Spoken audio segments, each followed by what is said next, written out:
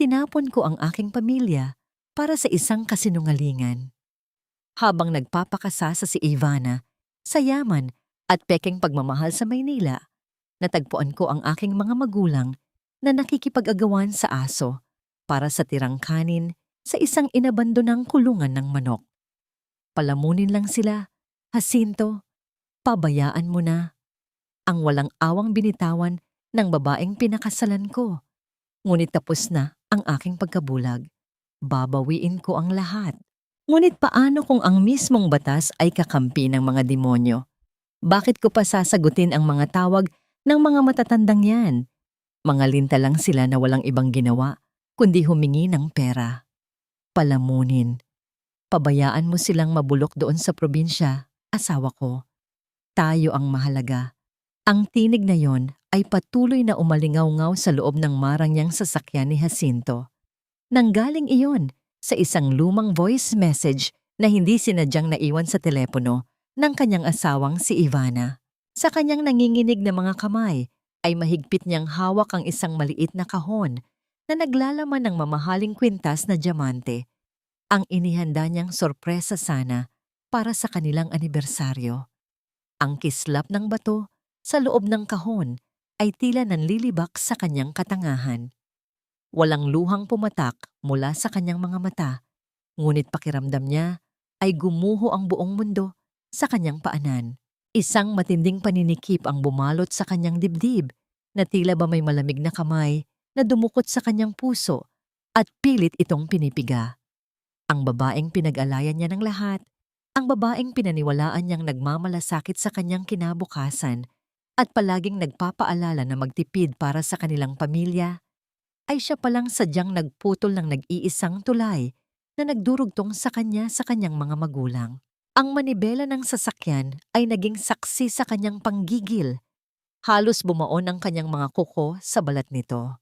Bago pa man lumubog ang araw, natagpuan na lamang ni Jacinto ang kanyang sarili na bumabagtas sa mahaba at baku-bakong daan pauwi sa Iloilo.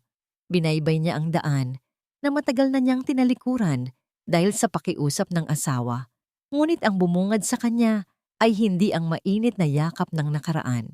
Ang pamilyar na bahay na may pulang bubong, ang bahay na ipinundar ng dugo at pawis ng kanyang ama, ay naglaho na parang bula. Isang patag at tuyot na lupa na lamang ang naiwan, pinalilibutan ng mataas na bakod na bakal na may nakapaskil na pag-aari na ng isang malaking korporasyon. Halos madapa siya sa pagtakbo patungo sa masukal na bahagi ng likod bahay sa direksyon kung saan nakatayo ang lumang kulungan ng manok na hindi pa nagagalaw ng mga makinarya. Doon, sa ilalim ng tagpi-tagping yero na halos hindi makasanggalang sa lamig ng hangin, nakikita niya ang dalawang figurang nakukuba sa hirap. Ang kanyang amang si Mang Erlindo at inang si Aling Erlina. Nakaupo sila sa malamig na lupa, pinagpapasapasahan ang isang maliit na mangkok ng lamig na kanin na binudburan lamang ng magaspang na asin. Nang mapansin ng matanda ang anino ng isang lalaking nakatayo sa kanilang harapan, dahan-dahan itong nag-angat ng tingin. Ang mga mata ni Mang Erlindo, na dati ay puno ng sigla at pag-asa, ay naging hungkag at labis na pagod. Ngunit nang makilala niya ang sariling anak, na nakasuot ng makinis at mamahaling itim na bestida, isang nakakadurog pusong reaksyon ang kanyang ginawa. Dali-dali niyang itinago ang mangkok ng kanin at asin sa kanyang likuran, tila nahihiya sa kanilang kalagayan. Ginamit ng matanda ang kanyang nanginginig at puno ng peklat na kamay upang ipagpag ang sariling maruming kamiseta. Natatakot na baka madumihan niya ang damit ng kanyang anak kapag lumapit ito. Lumuhod si Jacinto sa maputik na lupa, walang pakialam sa dumi na kumakapit sa kanyang pantalon at tuhod. Niyakap niya ang dalawang matanda ng napakahigpit at doon na bumuhos ang luhang kanina pa niya pinipigilan. Ang kanyang paghikbi ay lumikha ng isang malungkot na himig sa gitna ng katahimikan ng paligid. Hinaplos ni Aling Erlina ang mukha ng anak. Ang mga kamay nito ay magaspang, nanginginig, ngunit nag-uumapaw sa pagmamahal. Sa halip na magalit o manumbat dahil sa mahabang panahong hindi niya pag-uwi, Isang mahinang paghingi ng tawad ang namutawi sa mga tuyong labi ng kanyang ina. Humihingi ito ng tawad dahil nawala nila ang lupa, dahil kinailangan nilang isuko ang nag-iisang yaman ng pamilya para lamang bayaran ang mga sindikato upang hindi raw mapatay si Jacinto dahil sa malaking utang nito sa Maynila. Natigilan si Jacinto, ang kanyang paghinga ay tila naputol. Sindikato? Utang sa Maynila? Wala siyang kahit anong utang at lalong wala siyang kaaway na nagbabanta sa kanyang buhay. Isang nakakikilabot na katotohanan ang unti-unting nabubuo sa kanyang isipan, kasabay ng pamamanhid ng kanyang buong katawan. Sino ang nagtanim ng kasinungalingang ito sa isip ng kanyang mga kaawa-awang magulang upang pilitin silang ibigay ang lupa nang walang laban? Habang yakap ang mga magulang sa gitna ng inabandonang kulungan ng manok at habang dinarama ang panginginig ng kanilang mga payat na katawan, isang tahimik na sumpa ang binitiwan ni Jacinto sa kanyang sarili. Paano niya mapapatawad ang kanyang sarili sa pagiging bulag sa mahabang panahon? At higit sa lahat, paano niya pagbabayarin ang mga demonyong nagsuot ng maskara ng pag-ibig at pagkakaibigan upang wasakin ang kanyang pamilya? Hindi pa man lubusang natutuyo ang mga luha ni Jacinto sa pagyakap sa kanyang mga magulang, isang pamilyar na boses ang bumasag sa bigat ng hangin. Patakbong lumapit ang kanyang pinsang si Jessa, hingal na hingal at namumugto ang mga mata. Nang makita niya si Jacinto, halos manghina ang mga tuhod ng dalaga. Inilabas nito mula sa kanyang bulsa ang isang lumang telepono na may basag na screen at iniharap iyon kay Jacinto. Halos manginig ang boses ni Jessa habang isinasalaysay niya kung paano siya nagmakaawa at tumawag ng daan-daang beses. Ngunit ang tanging natatanggap niya ay mga mensaheng puno ng panlalait mula sa isang babae. Sinasabing huwag na silang mang-istorbo dahil pabuhat lamang sila sa buhay ni Jacinto. Tila binuhusan ng malamig na tubig si Jacinto. Ang mga alaala ng mga pagkakataong kinukuha ni Ivana ang kanyang telepono upang linisin daw ang mga mensahe at ang pamimilit nitong magpalit siya ng numero para ihiwalay ang trabaho sa personal na buhay ay mabilis na nagdugtong-dugtong sa kanyang isipan. Hindi iyon pag-iingat ng isang asawa, kundi isang malupit at planadong pagputol sa kanyang koneksyon sa pamilya. Ngunit ang mas nagpadurog sa kanyang kaluluwa ay ang sumunod na lumabas sa bibig ng kanyang ama. Sa nanginginig na tinig, ikinuwento ni Mang Erlindo kung paano dumating ang matalik na kaibigan at ninong ni Jacinto na si Rogelio. Ginamit nito ang pinakamalaking kahinaan ng isang magulang. Sinabi ni Rogelio na nakabaon si Jacinto sa utang sa mga malulupit na sindikato sa Maynila at buhay nito ang kapalit kung hindi ibibigay ang titulo ng lupa bilang kabayaran. Dahil sa labis na pag-aalala at dahil na rin sa turo ng utang na loob, yamang iniligtas ni Rogelio si Jacinto mula sa pagkalunod noong bata pa ito. Walang pag-aalinlangang isinuko ng matanda ang lupang nag-iisang pamana ng kanilang mga ninuno. Ginawa nila iyon ng walang kahit anong panunumbat, handang mamatay sa gutom sa loob ng kulungan ng manok. Mabuhay lamang ang kanilang anak sa Maynila. Walang lumabas na sigaw mula sa mga labi ni Jacinto. Ang kanyang puot ay hindi sumabog na parang bulkan, kundi naging isang nakakapasong lamig na bumalot sa kanyang buong pagkatao. Ang katahimikan niya ay mas nakakatakot kaysa sa anumang panaghoy ng galit. Bumaling ang kanyang mga mata sa mga paa ng kanyang mga magulang. Puno iyon ng sugat, putik, at mga peklat ng paghihirap. Tahimik siyang tumayo at lumapit sa isang kinalawang na drum na sumalo ng tubig ulan mula sa butas na yero. Gamit ang kanyang sariling mga kamay, sumalok siya ng malamig na tubig. Bumalik siya sa paanan ng kanyang ama at ina at lumuhod sa putikan. Maingat, puno ng pagsisisi at paggalang, hinugasan niya ang kanilang mga maruruming paa. Ang bawat patak ng tubig na naglilinis sa mga sugat ay sinabayan ng pagtulo ng kanyang maiinit na luha. humahalo sa malabong tubig na unti-unting umaagos sa lupa. Sa bawat haplos niya, idinadalangin niyang sana ay mahugasan din ang kanyang malaking pagkukulang. Sa gitna ng madamdaming tagpong iyon, pinunasan ni Jessa ang kanyang mga luha at may naalalang isang mahalagang detalye. Nabanggit niya na noong araw na kunin ni Rogelio ang titulo, mayroon itong sapilitang pinadiinan ng hinlalaki kay Mang Erlindo gamit ang pulang tinta. Isang blangkong papel na walang nakasulat kahit isang letra. Bakit kailangan ng isang blangkong papel na may tatak ng kanyang ama? Bago pa man makapag-isip ng malalim si Jacinto, niyanig ng isang pag-ilaw at pamilyar na musika ang kanyang bulsa, ang kanyang telepono. Dahan-dahan niya itong inilabas. Sa screen ay kumikislap ang pangalan ng kanyang asawa. Tumingin muli si Jacinto sa kaawa-awang kalagayan ng kanyang mga magulang na nanginginig sa lamig. Huminga siya ng malalim, pilit na ibinabaon sa pinakasulok ng kanyang utak ang nag-aalab na puot upang makapag-isip ng malinaw at sinagot ang tawag. "Hello, Sinta. Nasaan ka na ba? I cooked your favorite beef salpicao. Kanina pa ako naghihintay."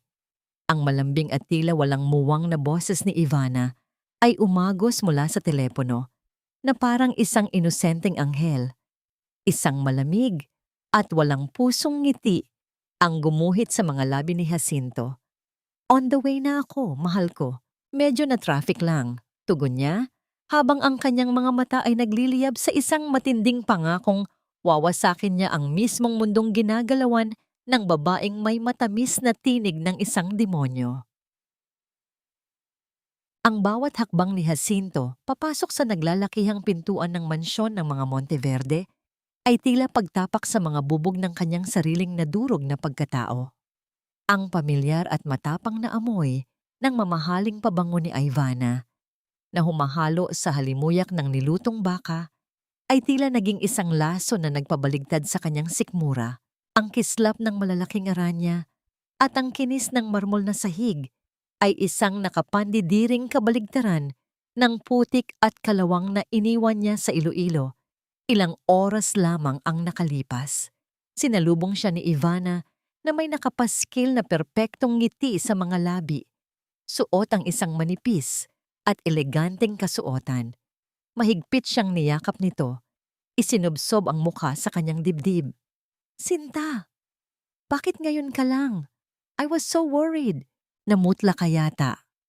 Ang malambing na wika ng kanyang asawa habang hinahaplos ang kanyang pisngi. "Sabi ko naman sa'yo, huwag mo nang isipin ang mga problema sa probinsya. I told you, they just want your money. Mga walang utang na loob. Buti na lang nandito ako para alagaan ka. Tayo lang ang magkakampi rito, Jacinto. Ako lang ang totoong nagmamahal sa'yo."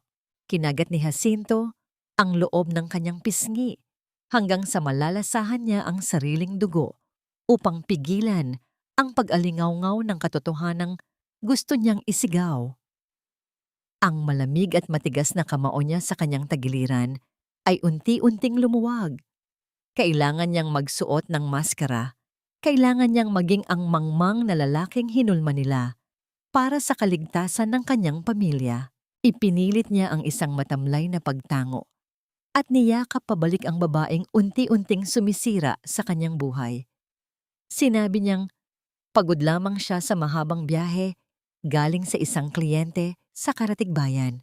Nang gabing iyon, habang abala si Ivana sa pagligo at habang umaagos ang mainit na tubig mula sa kanilang mamahaling banyo, naiwan si Jacinto sa loob ng kanilang malawak na silid. Ang kanyang mga mata ay napadako sa isang napakalaking litrato ng kanilang kasal na nakasabit sa itaas ng kama. Sa larawang iyon, nakangiti siya ng wagas, iniaalay ang buong mundo sa babaeng nakaputi. Dahan-dahan niyang itinaas ang kanyang kaliwang kamay. Tinitigan niya ang gintong singsing na simbolo ng kanyang sumpang wagas. Sa bawat segundong dumaraan, ang bigat ng gintong iyon ay tila nagiging kadena sa kanyang leeg. Maingat niya itong hinubad. Ang lamig ng hangin ay dumampi sa naiwang marka ng singsing sa kanyang daliri. Tahimik niya itong ipinatong sa ibabaw ng estante. Wala siyang sinabing kahit ano, ngunit sa kanyang puso, ang kasunduan ng kasal na yon ay matagal nang pinatay ng kasakiman. Pagsapit ng hating gabi, nang ang buong mansyon ay nilamon na ng malalim na pagtulog at ang tanging gumagalaw ay ang mga anino mula sa labas ng bintana. Dahan-dahang bumangon si Jacinto. Bawat hakbang niya patungo sa opisina ng kanyang biyenang si Don Isidro ay kalkulado at walang nililikhang ingay. Alam niyang sa silid na yon, nakatago ang lahat ng baho ng pamilya Monteverde. Ang amoy ng mamahaling tabako at lumang papel ay sumalubong sa kanya pagpasok sa madilim na opisina. Gamit ang maliit na liwanag mula sa kanyang telepono, sinimulan niyang halughugin ang mga nakakandadong kahon sa ilalim ng mesa ni Don Isidro. Nang makapa niya ang isang tila guwang na bahagi sa likod ng malaking painting ng asyenda, agad niya itong inusog. Bumungad sa kanya ang isang malamig at bakal na kahadiyero. Tumulo ang malamig na pawis sa noo ni Jacinto habang pinagmamasdan ang mga pindutan ng numero. Ang kanyang puso ay parang gustong kumawala sa kanyang tadyang sa matinding kaba at pagmamadali. Sinubukan niya ang mga kaarawan ni Don Isidro, ang anibersaryo ng kumpanya, ngunit ang pulang ilaw na nagpapahiwatig ng maling numero ay patuloy na sumasalubong sa kanya. Sa kanyang masusing pagmamasid, napansin niya ang isang napakaliit na butas ng susi sa gilid ng mga pindutan. Kailangan din ng pisikal na susi bukod sa numero. Isang mabilis na alaala ang dumaan sa kanyang isipan, ang bagong kwintas ni Ivana na may kakaibang hugis ng palawit na hindi nito hinuhubad kahit matulog. Muli niyang itinuon ang atensyon sa mga numero. Isa pang subok. Inisip niya ang petsa, kung kailan pinilit na papirmahin ng sindikato ang kanyang ama. Nanginginig ang kanyang mga daliri nang pindutin niya ang unang 3 numero. Ngunit bago pa man niya madampi ang kanyang daliri, sa huling numero, isang nakakapasong liwanag ang biglang bumalot sa buong silid. Napasimangot si Jacinto dahil sa biglaang hapdi sa kanyang mga mata. Sa may pintuan nakasandal ang figura ng isang babae. Nawala na ang maamong muka at ang matamis ng ngiti. Ang Ivana na nakatayo ngayon sa kanyang harapan ay may mga matang tila yelo sa lamig, nakahalukip-kip, at may hawak na isang maliit at kumikislap na bagay sa kanyang kanang kamay. Ano ang hinahanap mo dyan sa dilim? Asawa ko? Ang matalim at nanunuot na tanong ni Ivana. Ang kanyang boses ay walang bakas ng pagmamahal, kundi purong pagbabanta. Mabilis na nag-isip si Jacinto habang nakatitig sa malamig na mga mata ng kanyang asawa. Ang kaba sa kanyang dibdib ay tila isang malakas na tambol, ngunit pinilit niyang panatilihing payapa ang kanyang mukha. Dahan-dahan siyang tumayo, pinunasan ang malamig na pawis sa kanyang noo gamit ang likod ng kanyang palad at nagpakawala ng isang pilit ngunit malambing na tawa. Pasensya na, Sinta. Nagising ba kita? Malumanay niyang tugon, sabay kamot sa kanyang batok na tila isang nahihiyang bata. Hinahanap ko sana yung lumang passbook ko, yung ipon ko bago pa tayo ikasal. Nakatago yata sa mga lumang kahon ko na ipinasok ng mga tauhan ng papa mo rito. Gusto sana kitang ibili ng sorpresa para sa anibersaryo natin bukas gamit ang sarili kong pera, hindi yung galing sa kumpanya.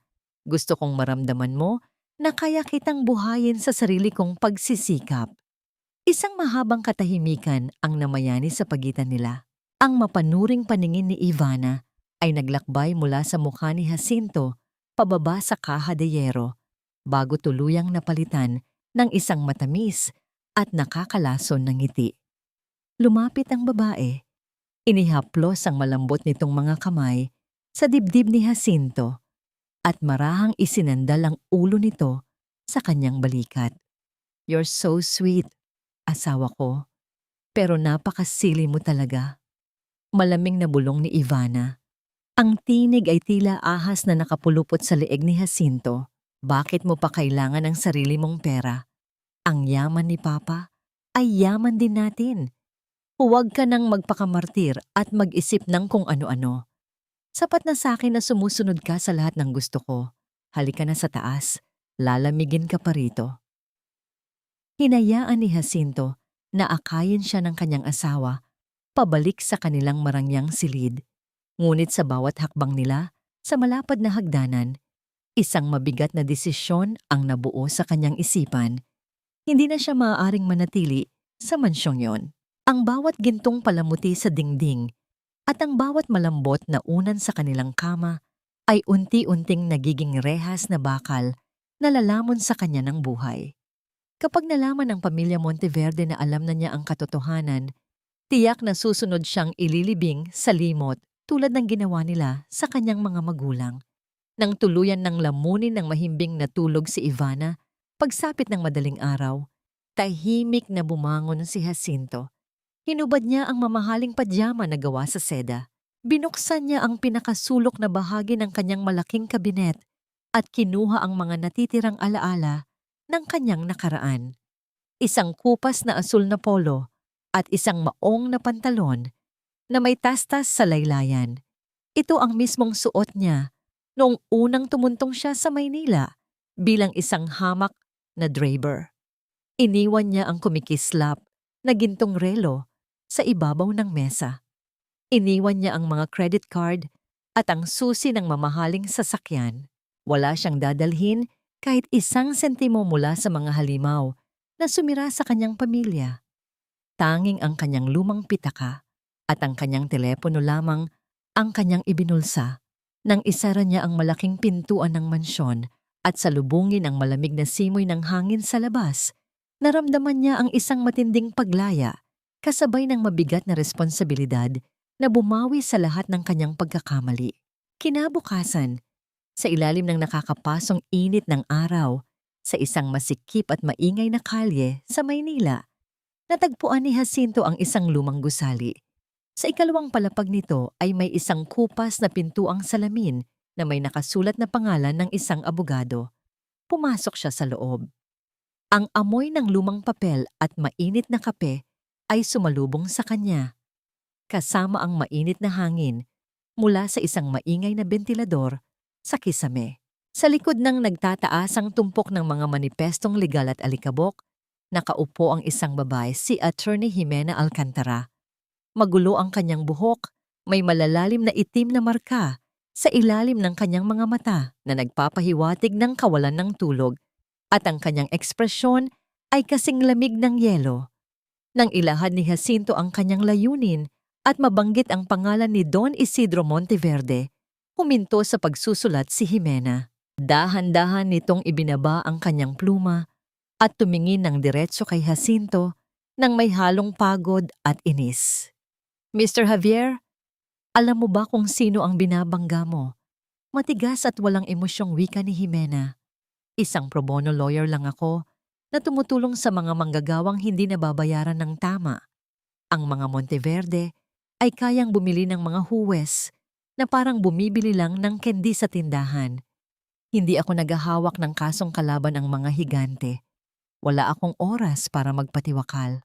Hindi sumigaw o nagalit si Jacinto. Sa halip, lumapit siya ng bahagya at ipinatong ang kanyang magaspang na mga kamay sa gilid ng mesa ng abogado. Ang kanyang boses ay pumiyok, nanginginig sa bigat ng emosyong matagal na niyang kinikimkim. Sinimulan niyang isalaysay ang larawan ng kanyang pag-uwi. Ikinuwento niya ang amoy ng kinakalawang na yero ng kulungan ng manok, ang hitsura ng lamig na kanin na binudburan lamang ng magaspang na asin, at kung paano itinago ng kanyang ama ang panginginig ng mga kamay nito sa likuran dahil sa matinding hiya. Ang bawat salitang binitawan ni Jacinto ay tila mabibigat na bato na tumama sa dibdib ni Jimena. Ang malamig na pader na nakapaligid sa puso ng dalaga ay unti-unting nagkaroon ng lamat. Habang nakikinig, tila bumalik ang kanyang gunita, ilang taon na ang nakalilipas. Naramdaman niya muli ang hapdi ng mga sampal mula sa pamilya niya ng dati niyang asawa, ang mga gabing pinakain siya ng mga tira-tirang pagkain at itinuring na mas mababa pa sa isang hayop. dahil lamang sa galing siya sa isang mahirap na pamilya. Ang pag-apak sa dignidad ng isang tao, iyon ang pinakamasakit na sugat na hanggang ngayon ay pinipilit niyang takpan. Nakita niya sa mga mata ni Jacinto ang parehong pighati na matagal na niyang dinadala. Sa sobrang lalim ng kanyang pag-iisip, hindi sinasadyang nasagi ni Jimena ang isang makapal na salansan ng mga folder sa gilid ng kanyang mesa. Ang malakas na pagbagsak ng mga papel sa sahig ang gumising sa kanilang dalawa mula sa lungkot. Agad na lumuhod si Jacinto upang pulutin ang mga nagkalat na dokumento. Mabilis ding yumuko si Jimena upang tumulong. Sa kanilang pag-abot sa isang partikular na papel, aksidenteng dumampi ang malaki at magaspang na kamay ni Jacinto sa malambot na mga daliri ni Jimena. Isang matinding pagkagulat ang rumehistro sa mukha ng babae. Mabilis niyang binawi ang kanyang kamay at mahigpit itong idinikit sa kanyang dibdib. Ang kanyang paghinga ay biglang bumilis at lumikot ang kanyang mga mata. Tila isang taong nakaramdam ng matinding banta. Nakita ni Jacinto ang takot sa mga mata nito. Isang takot na pamilyar sa mga taong madalas saktan. Natigilan si Jacinto. Sa halip na magsalita o piliting abutin muli ang papel, nagpakawala siya ng isang banayad at maunawaing ngiti. Dahan-dahan at maingat niyang inilapag ang hawak na folder sa sahig. Pagkatapos, dahan-dahan siyang umatras ng 2 hakbang pabalik. Ibinaba ang kanyang mga kamay sa kanyang tagiliran upang iparamdam na siya ay walang dalang panganib at tahimik na ibinigay ang espasyong kailangan ng dalaga upang kumalma. Walang salita, tanging purong paggalang. Ang simpleng aksyong yon ay nagpabagal sa pagtibok ng puso ni Jimena. Tiningnan niya ang lalaking nasa kanyang harapan at nakita niyang hindi ito isang halimaw na mananakit, kundi isang sugatang anak na naghahanap ng kakampi. Huminga ng malalim si Jimena at muling umupo sa kanyang silya. Inaayos niya ang kanyang salamin at bumalik ang talim sa kanyang mga mata. May dala ka bang pruweba, Mr. Javier? Kahit anong kopya ng kontrata na sinasabi mong ipinilit pirmahan sa ama mo? Seryosong tanong ng abogado. Agad na inilabas ni Jacinto ang kanyang telepono. Binuksan niya ang isang malabong litrato ng dokumento ng paglipat ng lupa. Isang kopyang lihim na kinuhanan ng pinsan niyang, si Jessa, mula sa tanggapan ng munisipyo bago pa man ito tuluyang itago ng mga tauhan ni Don Isidro. Inilapit niya ang telepono sa mesa ni Jimena. Kinuha ng abogado ang telepono at pinagmasdan itong maigi. Ginamit niya ang kanyang mga daliri upang palakihin ang imahe, lalo na sa bahagi ng ibaba kung saan nakapaskil ang pangalan at lagda ni Mang Erlindo. Kumunot ang noo ni Jimena. Inilapit niya pa ng husto ang screen sa kanyang mga mata. Ang kanyang utak ay mabilis na sinusuri ang bawat kurba ng tinta. Maya-maya pa, dahan-dahan siyang nag-angat ng tingin kay Jacinto. Ang kanyang ekspresyon ay napalitan ng labis na pagkabigla at pag-asa. Jacinto, panimula ni Jimena, ang boses ay may halong pagtataka. Sinabi mo kanina na naaksidente ang tatay mo sa bagyo nung 1 taon kaya naging paralisado ang kanyang kanang kamay. Tama ba? Tumango si Jacinto, naguguluhan. Opo, panyera. Hirap na siyang igalaw ang mga daliri niya mula noon. Iniharap ni Jimena ang telepono kay Jacinto at itinuro ang bahagi ng lagda. Tignan mo itong maigi. Ang pirma sa kontratang ito ay ginawa ng 1 taong may dire-diretso, malakas at perpektong pulso. Walang bakas ng panginginig o pag-aalinlangan. Tumingin siya ng diretso sa mga mata ni Jacinto. Ang mga salita niya ay tila nagbubukas ng isang malaking pinto tungo sa katarungan. Jacinto, ang taong pumirma rito ay may perpektong pirma. Hindi ang tatay mo ang pumirma rito. Ang biyahe pabalik sa Iloilo ay nabalot ng isang tahimik ngunit mabigat na pag-asa. Kasama ni Jacinto si Attorney Jimena na piniling iwan ang komportabling opisina sa Maynila upang harapin ang putik at alikabok ng probinsya. Nang makarating sila sa inabandonang lote, hindi napigilan ni Jimena na mapahinto. Ang paglalarawan ni Jacinto ay hindi sapat upang tumbasan ang pait ng realidad. Ang makita ng personal ang dalawang matandang nakakubli sa ilalim ng kalawanging yero ay nag-iwan ng isang matinding kirot sa kanyang dibdib. Walang pag-aalinlangan at hindi alintana ang dumi ng paligid, lumapit si Jimena kay Mang Erlindo. Nagpakilala siya ng may buong paggalang, saka maingat na hiniling na makita ang kanang kamay ng matanda. Dahan-dahang inilabas ni Mang Erlindo ang kanyang braso.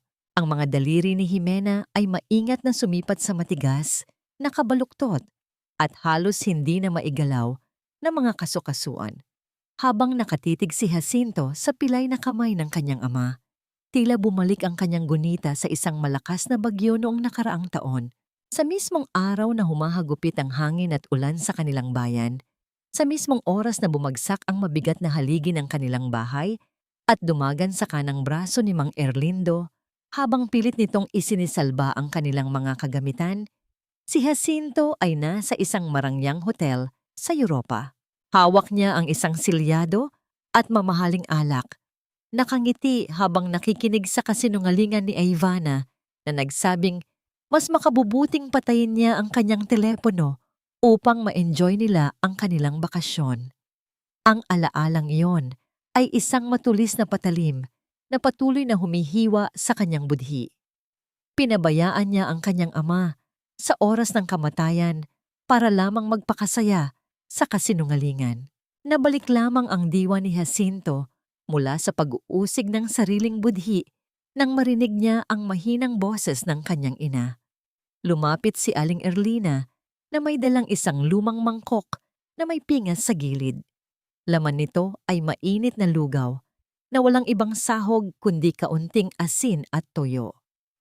Pasensya na po kayo, attorney. Nanginginig at tila nahihiya-hihiyang wika ni Aling Erlina habang iniaabot ang mangkok. Ito lang po ang nakayanan naming ihanda.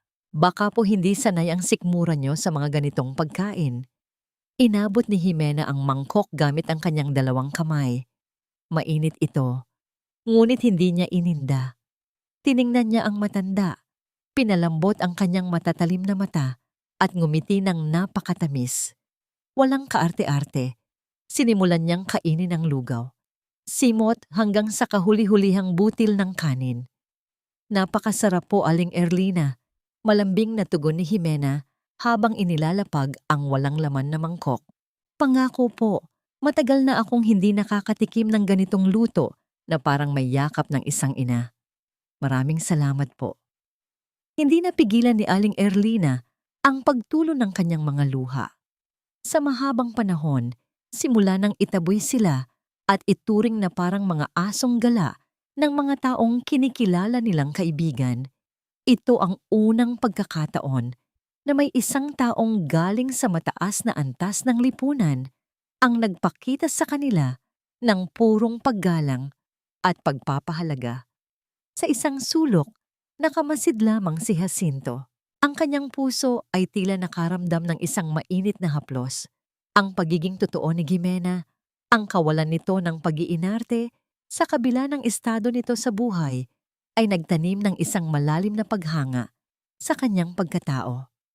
Sa unang pagkakataon, matapos ang matagal na pagkakakulong sa mapanlinlang na pag-ibig, naramdaman ni Jacinto ang kapayapaang magtiwala muli.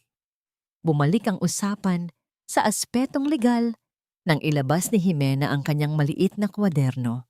Ipinaliwanag niya ng may diin na kung mapapatunayan nilang ang pagkaparalisa ng kamay ni Mang Erlindo ay nangyari bago pa man ang petsa ng kontrata, mawawalang bisa ang buong dokumento. Isang napakalinaw na kaso ng pamimeke, ngunit isang mabigat na buntong hininga ang pinakawalan ni Jacinto.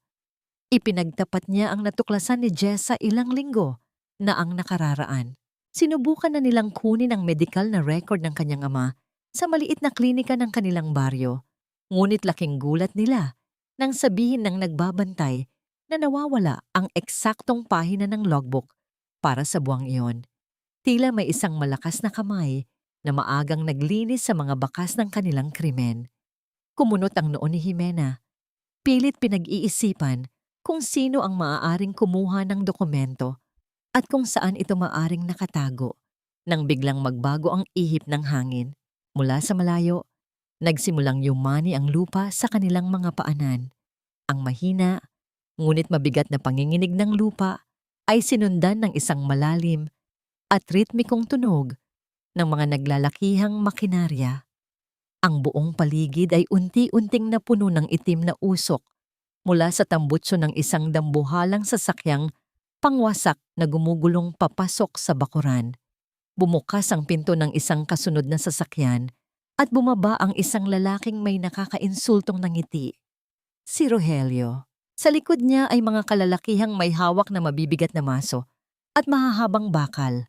Walang awang dumukot si Rogelio ng isang makapal na bulto ng pera mula sa kanyang bulsa at buong yabang na inihagis iyon sa maputik na lupa sa harapan ni na Jacinto.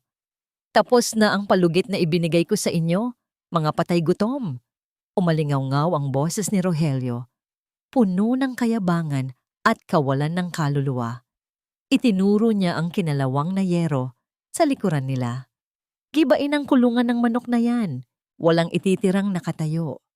Kasabay ng kanyang utos ay ang muling pagngangalit ng dambuhalang makinarya, handang durugin ang natitirang dignidad ng pamilya. Javier.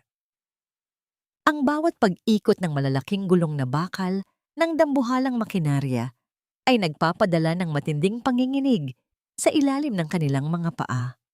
Ang itim na usok na ibinubuga nito ay tila lumalamon sa natitirang liwanag ng araw sa bakuran ng mga Javier, habang ang mga magulang ni Jacinto ay nanginginig sa takot at pilit na nagyayakapan sa isang sulok.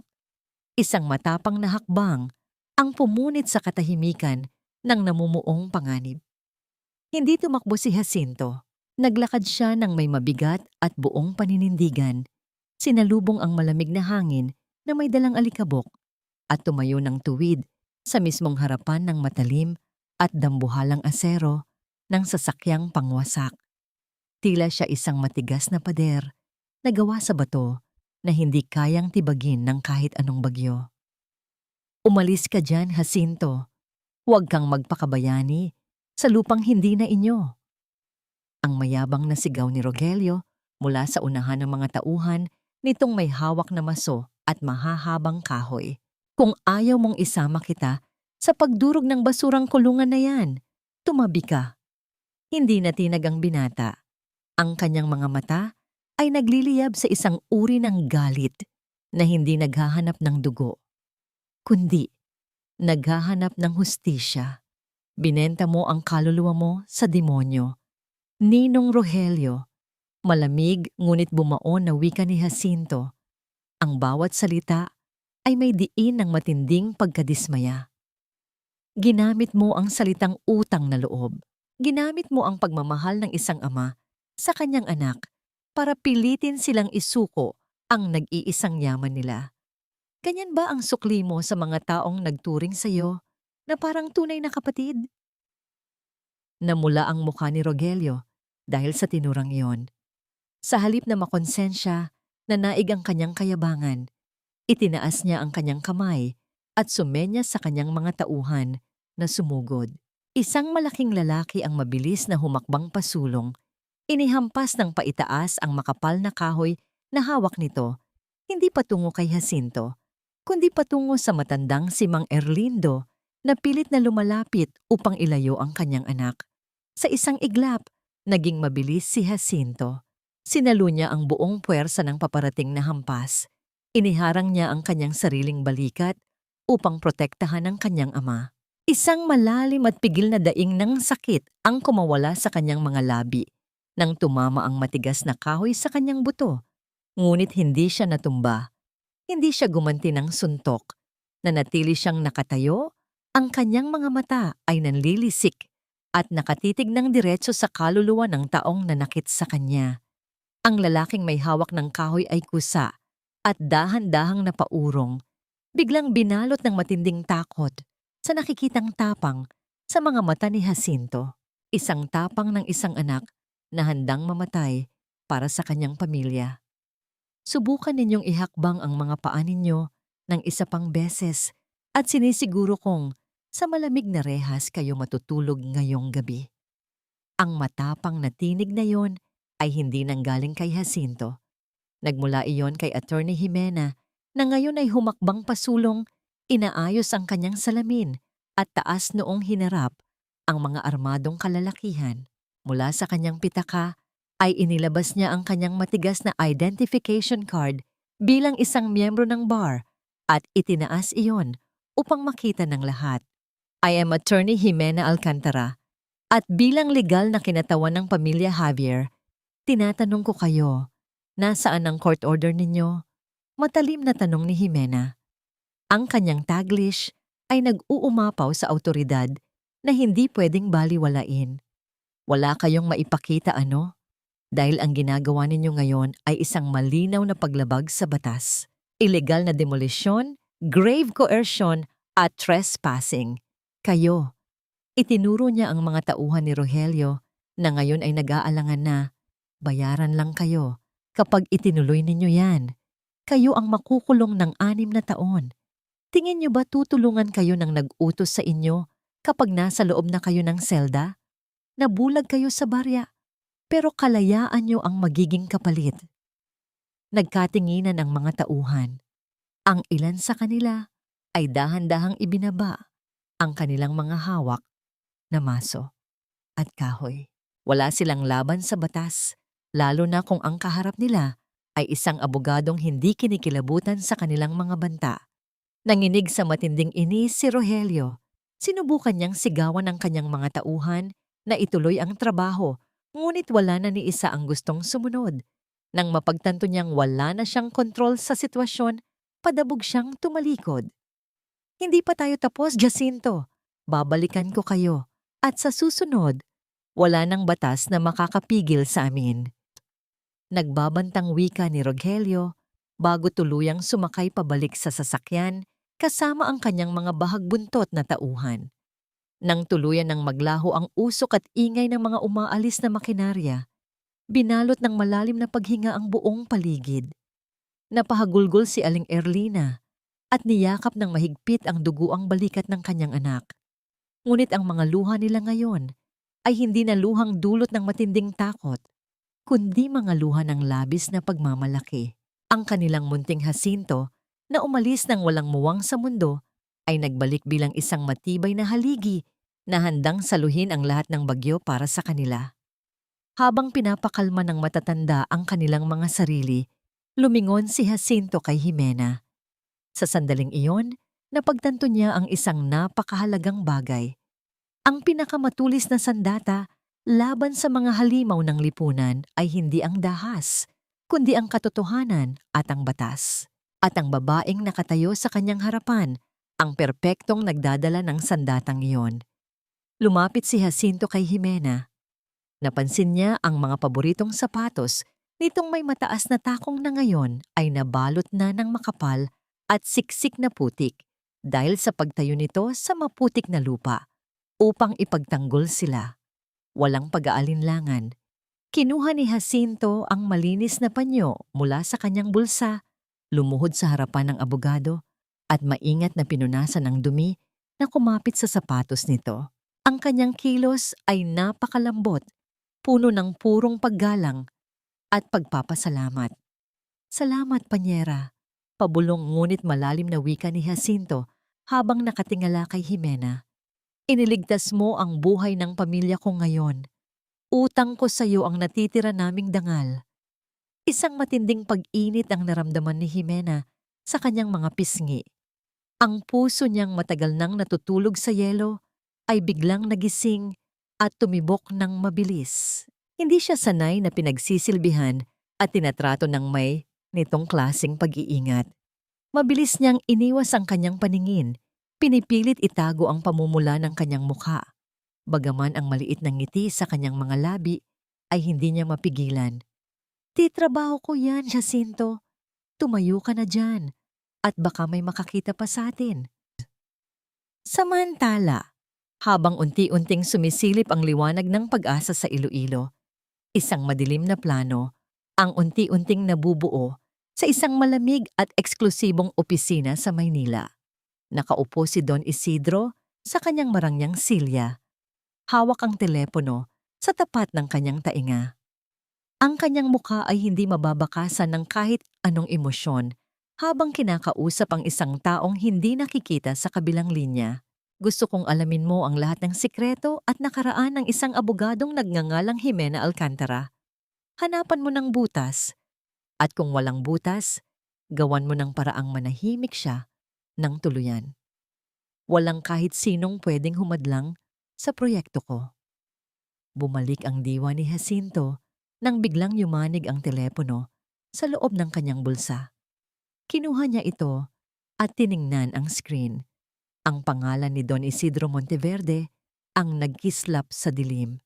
Isang malamig na hanging tila galing sa sementeryo ang umihip nang sagutin niya ang tawag. Magaling bata. Lumalaban ka na. Ang malamig at kalkuladong tinig ng kanyang biyenan ay umalingaw-ngaw sa kanyang pandinig.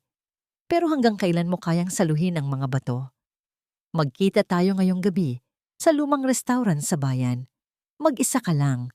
Bibigyan kita ng presyong hindi mo matatanggihan para kalimutan ang basurang lupang iyan at tuluyan nang mawala sa buhay ng anak ko.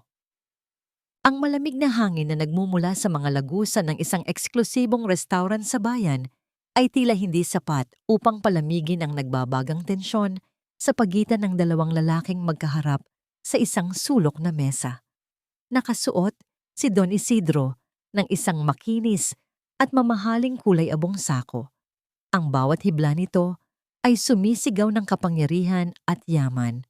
Sa kabilang banda, si Jacinto ay nananatili sa kanyang kupas na pulo, nakaupo ng tuwid at walang bahid ng pagkaawa sa kanyang sarili.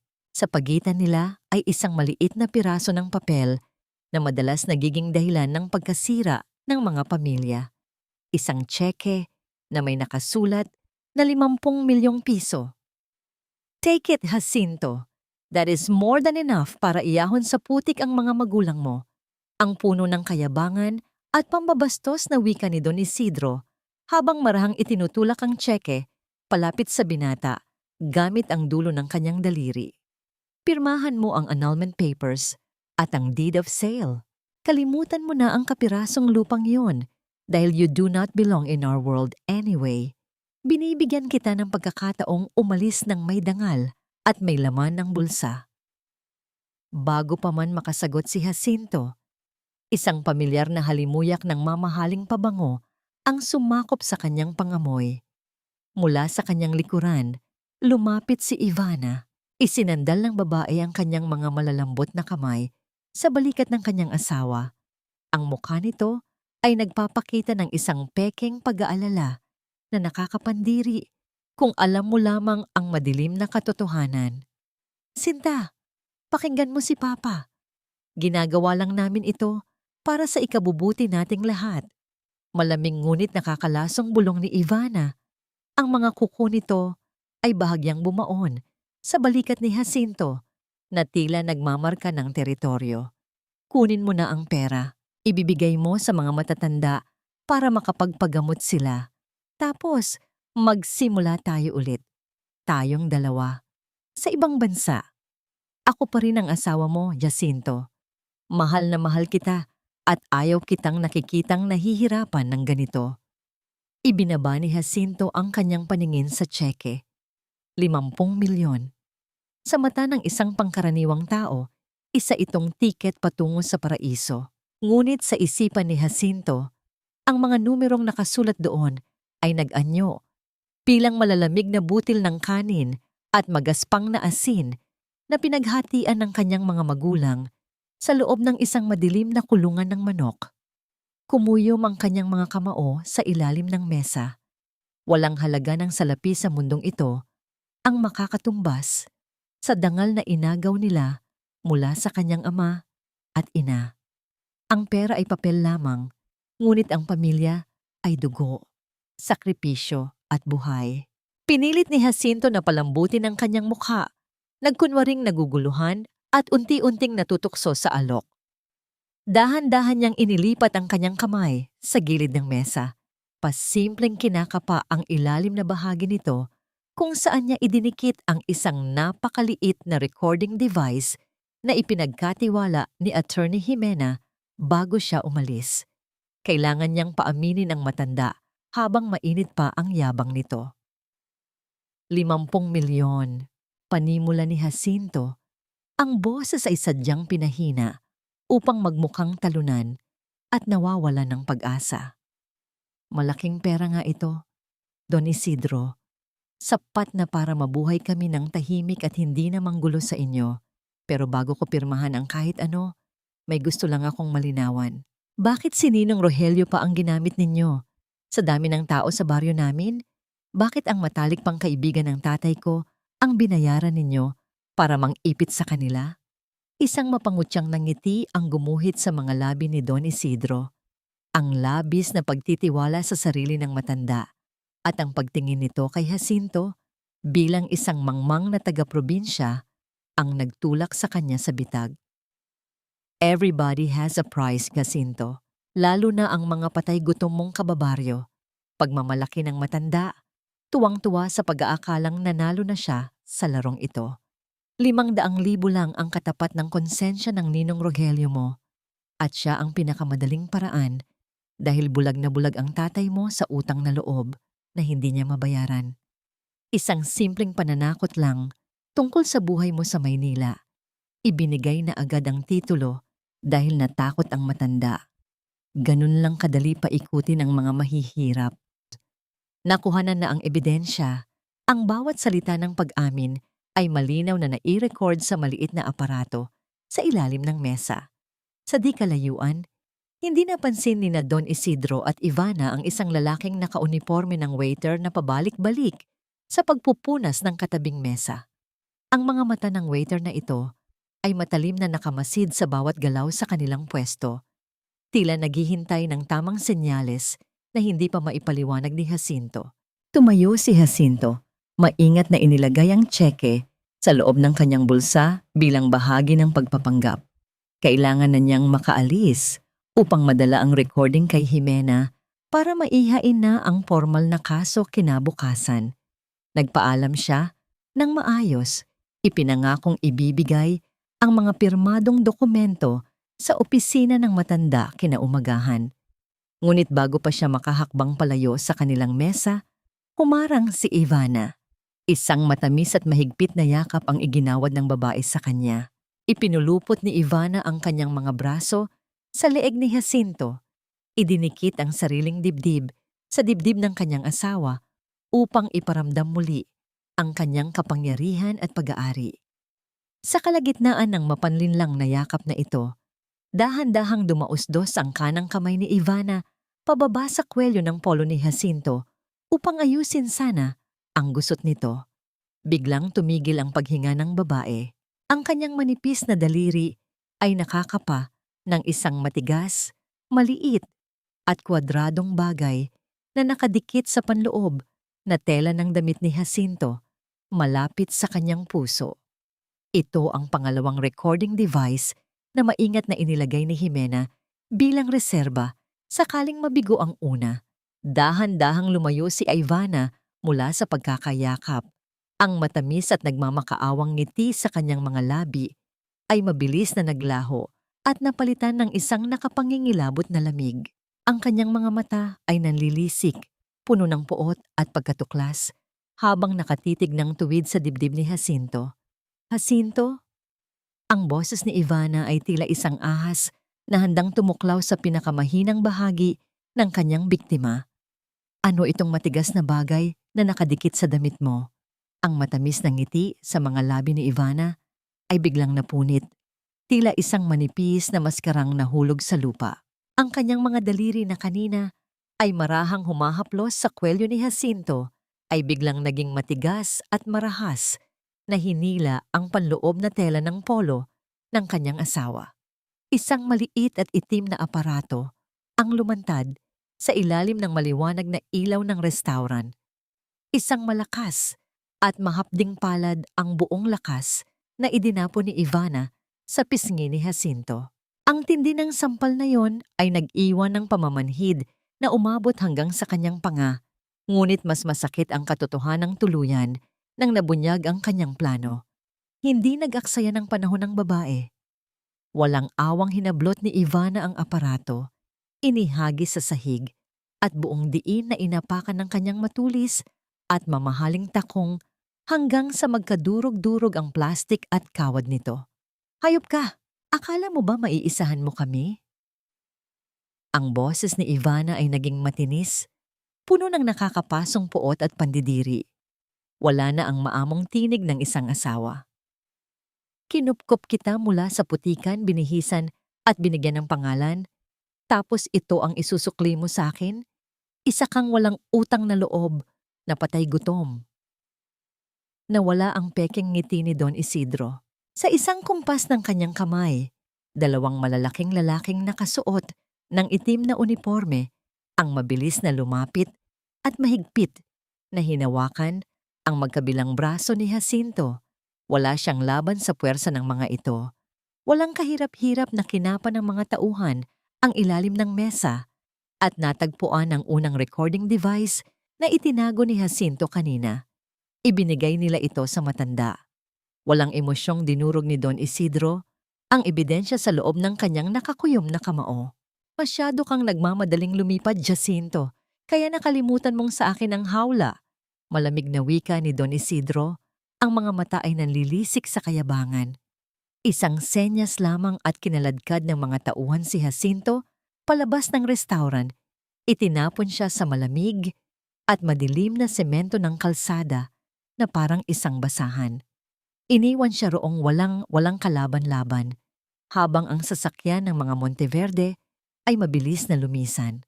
Kinabukasan, sumalubong sa buong bansa ang laso ng kapangyarihan at salapi. Hindi pa man nakakabawi si Jacinto sa pagkabigo, bumulaga sa lahat ng balita at social media ang isang malawakang paninira. Lalaking taga-probinsya, nagnakaw ng milyones sa asawang tagapagmana at nanakit pa bago lumayas. Ginamit ng pamilya Monteverde ang kanilang impluwensya sa media upang baligtarin ang kwento. Ipininta nila si Jacinto bilang isang gahaman na asawa at si Ivana bilang isang kaawa-awa at sugatang biktima. Ang saksak sa likod ay napakalalim. Sinusubukan nilang patayin hindi lamang ang kaso, kundi pati na rin ang dangal at pangalan ng pamilya Javier. Habang naghahanap ng paraan si Jacinto upang linisin ang kanyang pangalan, isang itim na sasakyan ang huminto sa tapat ng luma at inabando ng gusali kung saan matatagpuan ang opisina ni Attorney Jimena. Pabiglang bumukas ang pintong salamin ng opisina. Pumasok si Ivana, hawak ang isang mamahaling bag na gawa sa balat ng buwaya. Ang mga mata nito ay naglilibot sa alikabok at gulo ng kwarto ng may matinding pandidiri. Nakaupo si Jimena sa likod ng kanyang mesa, kalmadong tinaasan ng kilay ang hindi inanyayahang bisita. Ikaw ba ang abogadong nagpupumilit na ipagtanggol ang magnanakaw kong asawa?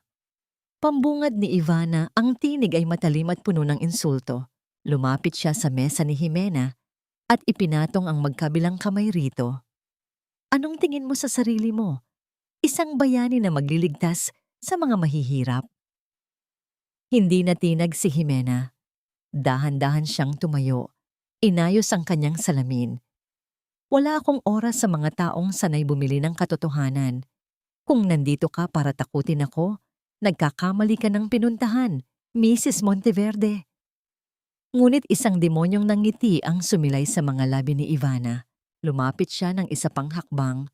Ang kanyang boses ay naging isang nakakalasong bulong na sadyang pinatulis upang hiwain ang pinakamalalim na sugat ng abogado. Huwag kang magmalaki sa akin, Jimena Alcantara. Kilala ko kung sino ka at alam ko ang nakaraan mo. Sinimulan ni Ivana ang kanyang pag-atake. Bawat salita ay sadyang pinili upang manakit. Paanong ipagtatanggol ng isang baog at mahinang babae ang asawa ko? Isang babaeng walang kwentang asawa, kaya iniwan. Isang inang nagpabugbog sa sariling mister hanggang sa mamatay at malaglag ang mismong anak sa sinapupunan? Hindi mo nga na ipagtanggol ang sarili mong dugot laman laban sa mga nanakit sa'yo, tapos ngayon magmamagaling kang kalabanin ng pamilya ko? Ang mga salitang yon ay tila mabibigat na maso na sunod-sunod na ibinagsak sa dibdib ni Jimena. Ang paligid ay biglang nagdilim. Ang kanyang paghinga ay naging mababaw at mabilis. Tila bumalik siya sa madilim na kwartong iyon. Maraming taon na ang nakalipas. Ang malamig na sahig, ang matinding sakit sa kanyang tiyan, at ang pakiramdam ng mainit na dugong umaagos sa kanyang mga hita habang nagmamakaawa siyang itigil ang pananakit. Ang pader na matagal niyang itinayo upang protektahan ang sarili ay gumuho sa isang iglap. Nagsimulang manginig ang buong katawan ni Jimena. Umaatras siya hanggang sa sumandal ang kanyang likod sa pader. Ang mga luha ay nag-uunahan sa pagtulo mula sa kanyang mga mata. Gustong tumawa ni Ivana nang makita ang epekto ng kanyang kamandag. Ngunit bago pa man siya makapagsalita muli, isang malakas at malapad na figura ang biglang humarang sa kanyang paningin. Dumating si Jacinto. Ang kanyang mga mata ay nag-aapoy sa matinding galit habang nakatayo sa pagitan ni Ivana at nang nanghihinang si Jimena. Itinuro ni Jacinto ang nakabukas na pinto. Ang kanyang braso ay matigas na parang bakal. Umalis ka rito, Ivana. Ngayon din, mababa, mapanganib, at nagbabantang utos ni Jacinto. Ang akala ko dati, isa kang anghel na nagligtas sa akin. Ngayon nakikita ko na isa kang halimaw na walang kaluluwa. Wala kang karapatang tapakan ang pagkatao ng ibang tao dahil ikaw ang pinakamarumi sa lahat. Umalis ka bago ko makalimutang babae ka. Sinubukan ni Ivana na sumagot at magpanggap na biktima, ngunit ang malamig at hindi natitinag na pader ng pagkamuhi sa mga mata ni Jacinto ay nagpaurong sa kanya. Wala siyang nakikitang pagmamahal, tanging matinding pandidiri. Naiinis na kinuha ni Ivana ang kanyang bag at padabog na lumabas ng opisina, ngunit hindi bago mag-iwan ng isang huling sulyap ng pagbabanta. Nang makalabas ang babae, mabilis na isinara at inikandado ni Jacinto ang pinto. Lumingon siya kay Jimena na ngayon ay nakasalampak na sa sahig, nakayakap sa kanyang mga tuhod at humahagulgol dahil sa bigat ng traumang muling naungkat. Hindi nagsalita si Jacinto upang magbigay ng mga walang kwentang payo. Alam niyang sa mga ganitong pagkakataon, ang mga salita ay walang halaga. Tahimik siyang naglakad patungo sa maliit na lutuan sa gilid ng opisina. Nagpakulo siya ng tubig at nagtimpla ng isang mainit na gatas. Maingat siyang bumalik at naupo sa malamig na sahig sa mismong tabi ni Jimena. Ipinatong niya ang mainit na tasa sa nanginginig na mga palad ng dalaga upang bigyan ito ng init. Walang pag-aalinlangan, dahan-dahang isinandal ni Jacinto ang ulo ni Jimena sa kanyang malapad at matatag na balikat. Hindi ito isang yakap na humihingi ng kapalit. Isa itong tahimik na pangako ng kaligtasan. Naramdaman ni Jimena ang mainit at kalmadong paghinga ni Jacinto. Isang ritmo na unti-unting nagpabagal sa pagkabog ng kanyang sariling dibdib. Sa unang pagkakataon, matapos ang mahabang panahon ng pag-iisa at pakikipaglaban sa mundo, naramdaman ng dalaga na ligtas siya, na may isang taong handang maging kalasag niya laban sa malulupit na salita ng nakaraan. Sa gitna ng nakakapayapang katahimikan na yon, isang maikling panginginig ang naramdaman ni Jimena mula sa bulsa ng kanyang palda. Ang kanyang telepono. Kinuha niya ito nang may nanginginig na kamay at binasa ang isang mensahe mula sa isang hindi kilalang numero. Ako yung waiter sa restaurant kagabi. Nakita ko ang lahat. Mayroon ako ng kailangan ninyo para pabagsakin sila. Isang kislap ng pag-asa ang dumaan sa mga mata ng dalawa. Ngunit bago pa man sila makapagplano, niyanig naman ng matinding panginginig. at sunod-sunod na pag-ilaw ang telepono ni Jacinto. Nang sagutin niya ito, isang nakakabinging pag-iyak ang bumungad sa kanya. Ang boses ng kanyang pinsang si Jessa ay halos hindi na maintindihan sa sobrang pag-aalala at takot. "Kuya Jacinto, umuwi ka na. Parang awa mo na." Ang naghihingalong sigaw ni Jessa, bawat salita ay tila sumasaksak sa lalamunan. "Si tatay, umuubo siya ng maraming dugo. Namumutla na siya." Dinala namin sa tramsa pero ayaw kaming tanggapin ng mga doktor. Utos daw ni Don Isidro na walang pwedeng gumamot sa pamilya natin. "Kuya, mamamatay si tatay." Ang malamig na simoy ng hangin sa madaling araw ay tila mga karayom na tumutusok sa balat ni Jacinto habang mabilis nilang binabagtas ang madilim na kalsada palabas ng Iloilo. Sa likod ng inupahang sasakyan, pilit na pinapakalma ni Aling Erlina at Jessa ang naghihingalong si Mang Erlindo. Bawat pag-ubo ng matanda ay sinasabayan ng paglabas ng malapot at madilim na dugo. Isang nakakikilabot na patunay ng unti-unting pagbibigay sukong kanyang katawan.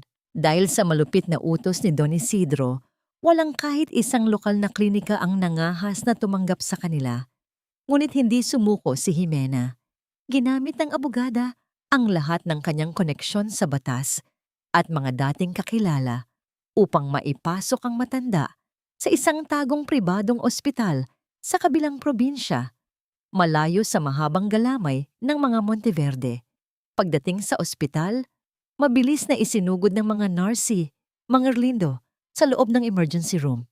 Ang mga sumunod na oras ay tila isang mabagal at nakapanlulumong paghihintay sa labas ng malamig na pasilyo. Nakasandal si Jacinto sa puting pader. Ang kanyang mga mata ay nakatitig sa kawalan, habang ang kanyang isip ay patuloy na nilalamon ng pagsisisi. Nang lumabas ang doktor, ang mga salitang binitawan nito ay tila matatalim na patalim na tuwirang ibinaon sa puso ni Jacinto. Ipinaliwanag ng manggagamot na ang matinding pag-ubo ng dugo ay hindi lamang dahil sa simpleng sakit. Ito ay bunga ng malalang malnutrisyon, matinding pagod, at labis na tensyon. Ayon sa doktor, ang matanda ay tila sadyang ginutom ang sarili sa loob ng mahabang panahon, ipinagkakait sa sariling katawan ang mga masusustansyang pagkain upang may maitabi lamang na barya. Gumuho ang buong mundo ni Jacinto. Napaluhod siya sa malamig na sahig ng ospital. Tinakpan ang kanyang mukha gamit ang kanyang nanginginig na mga palad. Sa mga panahong iyon, habang siya ay umiinom ng mamahaling alak at kumakain ng masasarap na putahe sa mansyon ng mga Monteverde, ang kanyang ama ay unti-unting nanghihina sa gutom sa loob ng isang kulungan ng manok. Dala ng paniniwalang inililigtas nito ang buhay ng kanyang anak sa Maynila. Ang bigat ng kanyang pagkukulang, kahit hindi sinasadya, ay tila isang bundok na nakadagan sa kanyang dibdib. Pagsapit ng kalagitnaan ng gabi, nang makatulog na sina Aling Erlina at Jessa sa isang maliit na kwarto sa tabi ng ward, nanatiling mag-isa si Jacinto sa labas ng salamin ng intensive care unit. Pinagmamasdan niya ang mahinang pagtaas at pagbaba ng dibdib ng kanyang ama na ngayon ay nakakabit sa iba't ibang tubo. Isang mainit na papel, na baso, ang biglang dumampi sa kanyang malamig na pisngi. Napalingon si Jacinto at nakita si Jimena may daladalang 2 tasang kape.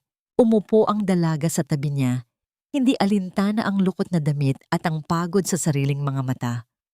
"Uminom ka muna. Kailangan kanilang maging matatag, Jacinto." Malumanay na wika ni Jimena, ang boses nito ay nag-uumapaw sa pag-unawa. Nanginig ang mga labi ni Jacinto habang kinukuha ang kape.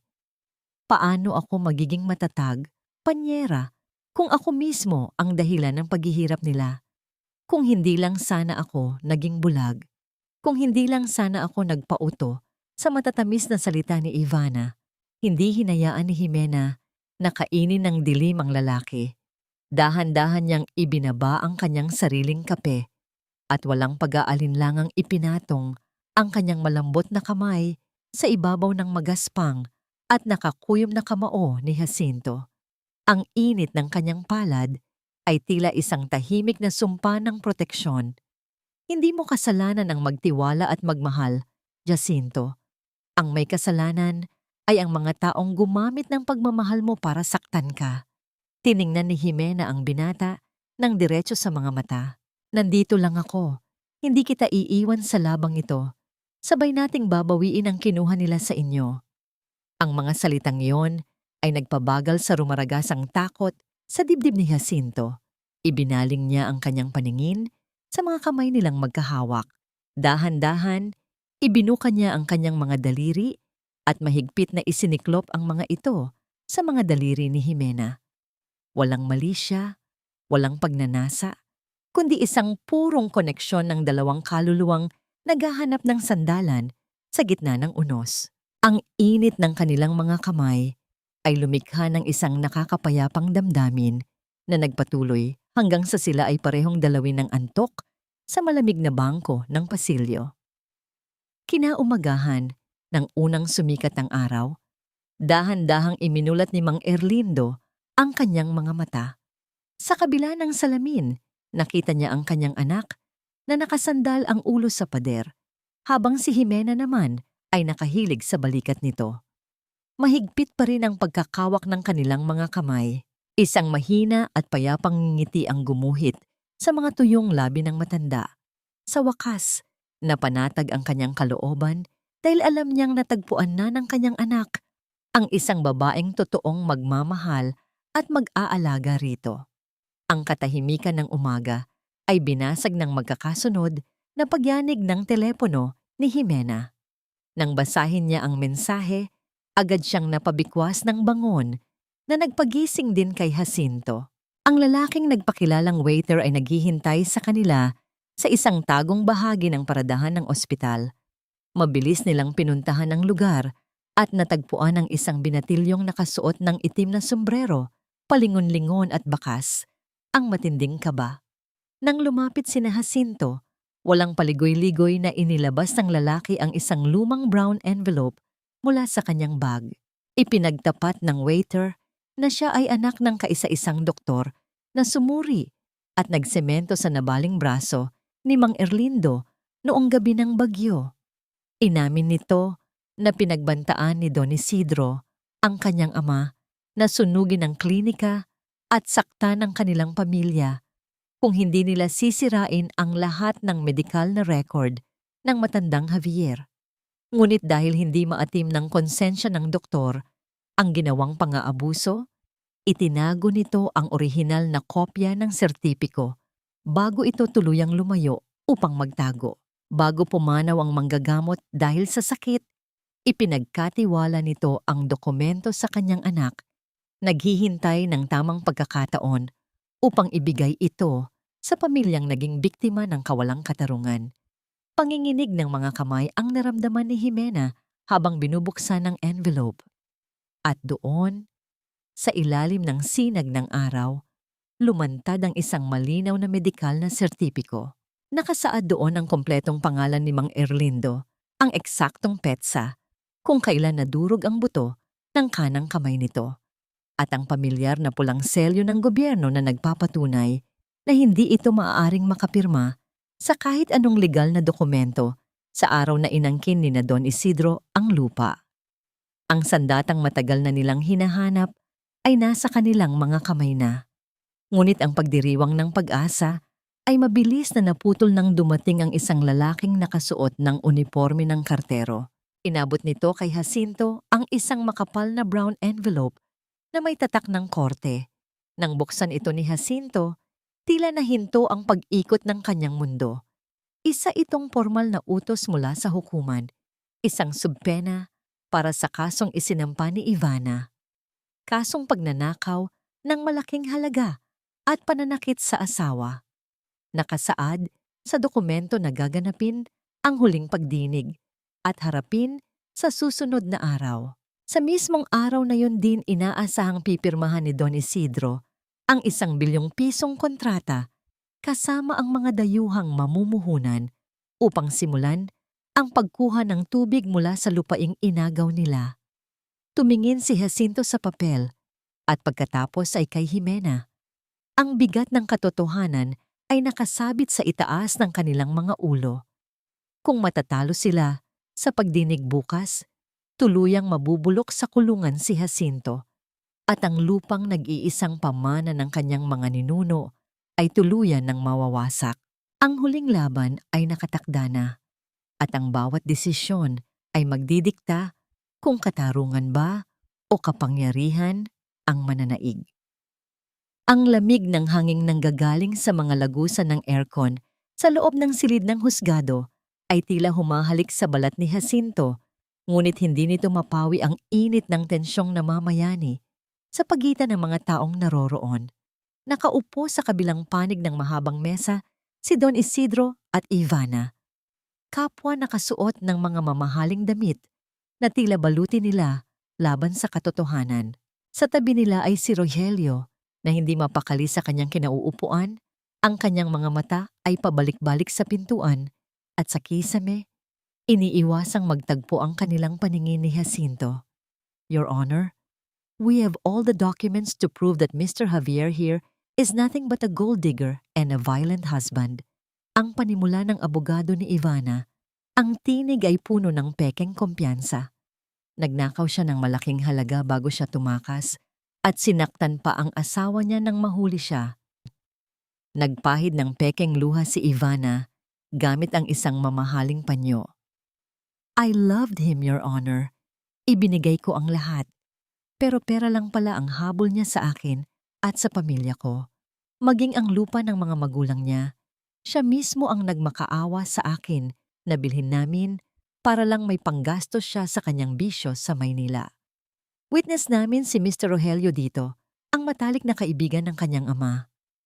Tumayo si Rogelio, nanginginig ang boses, ngunit pilit na nagpapakatatag sa kasinungalingan. Totoo po iyon. Si Mang Erlindo mismo ang nakiusap sa akin. Sabi niya, pagod na raw siyang magbungkal ng lupa at gusto na lang niyang magpahinga sa Maynila kasama ang anak niya. Masaya siyang pumirma sa harap ko. Kitang-kita ko kung paano niya idiniin ang ballpen sa papel nang walang pag-aalinlangan. Ang bawat salita ni Rogelio ay tila mga saksak sa pandinig ni Jacinto. Ramdam niya ang panggigigil ng kanyang mga kamao sa ilalim ng mesa, ang init ng dugo na dumadaloy sa kanyang mga ugat dahil sa tindi ng pagkamuhi sa taong itinuring niyang pangalawang ama. Ngunit naramdaman niya ang isang mahinang pagdampi sa kanyang siko. Tiningnan niya si Jimena. Ang dalaga ay nananatiling kalmado. Ang kanyang mga mata ay nakatuon lamang sa kanyang mga dokumento. Ngunit ang munting pagpisil niya sa braso ni Jacinto ay sapat na upang pakalmahin ang nag-aalab nitong damdamin. Dahan-dahang tumayo si Jimena. Inayos niya ang kanyang salamin at hinarap ang mga huwes ng may buong dignidad. Walang bakas ng takot o pag-aalinlangan sa kanyang boses. We are not here to talk about feelings or character assassinations, Your Honor. Simula ni Jimena, ang boses ay malakas at malinaw na umalingaw-ngaw sa buong silid. We are here for the truth. Sinabi ni Mr. Rogelio na nakita niyang pumirma ng dire-diretso at masaya ang ama ni Jacinto na si Mang Erlindo sa kontrata ng pagbebenta ng lupa na may petsang Hunyo 15. Tama po ba? Oo po, nauutal na sagot ni Rogelio. Interesting, patuloy ni Jimena.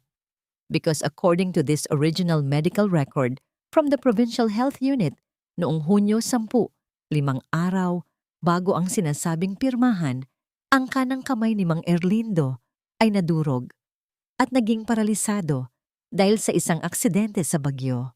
Ang buto ng kanyang pulso ay nagkapira-piraso, dahilan upang hindi niya man lang mahawakan ang isang kutsara, lalo na ang pumirma ng dire-diretso at perpekto sa isang legal na dokumento. Isang nakakabinging katahimikan ang bumalot sa buong silid. Mabilis na inabot ni Jimena ang dokumento sa mga huwes. Ang kislap ng katotohanan sa papel na yon ay tila naging isang dambuhalang salamin na nagpakita ng kapangitan ng mga kasinungalingan ni na Don Isidro. Namutla si Rogelio. Ang kanyang paghinga ay naging mababaw at mabilis. Ang mga butil ng pawis ay nagsimulang gumulong mula sa kanyang noo. Si Ivana naman ay tila naging isang estatwa. Ang kanyang peking pag-iyak ay biglang naputol. Ang kanyang mga mata ay nanlalaki sa gulat habang nakatingin sa dokumentong hawak ng huwes. Sa gitna ng tensyong yon, hindi natinag si Jacinto. Dahan-dahan niyang kinuha ang baso ng tubig sa kanyang harapan at marahang inilapit ito kay Jimena, na bahagyang hinihingal matapos ang matapang na pahayag. Hindi niya binigyan ng kahit isang sulyap si Ivana. Ang kanyang buong atensyon at paggalang ay nakatuon lamang sa babaeng nakatayo sa kanyang tabi. Ang babaeng naging kalasag niya sa gitna ng unos. Ang simpleng pag-aalaga na yun ni Jacinto ay naging isang matinding sampal kay Ivana. Ang makitang ganap na binaliwala ng lalaking dati ay alipin niya, ang kanyang presensya ay mas masakit pa kaysa sa anumang talumpati. Nang maramdaman ni Don Isidro na unti-unti nang guguho ang kanyang imperyo dahil sa isang pirasong papel, ang kanyang instinto ng pananatili ay nanaig. Dahan-dahan siyang lumayo nang bahagya kay Rogelio. Ang kanyang mga mata ay naging malamig at mapanganib. "I have nothing to do with this," biglang wika ni Don Isidro. Ang boses ay tila isang hatol ng kamatayan. "I was just a businessman looking for a property. Si Rogelio ang nagdala sa akin ng mga dokumento. Siya ang nagsabing legal ang lahat. Kung may falsifikasyon man na nangyari, si Rogelio ang may gawa niyan. Niloko niya rin ako." Nanlilisik ang mga mata ni Rogelio habang nakatingin sa kanyang amo. Ang taong pinaglingkuran niya, ang taong nag-utos sa kanya na gawin ang lahat ng dumi, ay ngayon ay handang itapon siya sa apoy para lamang isalba ang sarili. Ang pakiramdam ng pagiging isang basahan na itinapon matapos gamitin ay nagtulak kay Rogelio sa rurok ng kabaliwan. "Anong sabi mo?" Sigaw ni Rogelio. Ang kanyang boses ay tila isang hayop na nasugatan. "Ikaw ang nag-utos sa akin. Ikaw ang nagpabayad sa doktor para itago ang record. Ngayong ipit na tayo, ilalaglag mo ako?" Dahil sa matinding takot na mabulok sa kulungan at sa galit na nararamdaman, mabilis na idinukot ni Rogelio ang kanyang kamay sa loob ng kanyang jacket. Isang matigas at malamig na bagay ang lumabas mula roon. Isang bakal na instrumentong hindi dapat naroroon sa loob ng silid ng katarungan. Ang bawat tao sa loob ng silid ay napasinghap. Ang tunog ng pag-ikot ng metal habang ikinakasa ni Rogelio ang kanyang huling baraha ay tila isang mabagal na pintig ng kamatayan. Ang dulo ng bakal ay nakaturo ng diretso sa dibdib ni Don Isidro, ngunit ang nanginginig na kamay ni Rogelio ay tila handang pumatay ng kahit sinong humarang sa kanyang daraanan. Ang nakakabinging katahimikan sa loob ng silid ng korte ay biglang napunit ng mga pagsigaw at kaguluhan. Ang bawat tao ay mabilis na yumuko at nagtago sa ilalim ng mga matitigas na mesa. Ang tunog ng mga bumabagsak na silya ay umalingaw-ngaw sa apat na sulok ng kwarto. Ngunit sa gitna ng panganib, isang mabilis na galaw ang namayani. Hindi inisip ni Jacinto ang sariling kaligtasan. Sa isang iglap, binalot niya ng kanyang malapad na katawan si Jimena.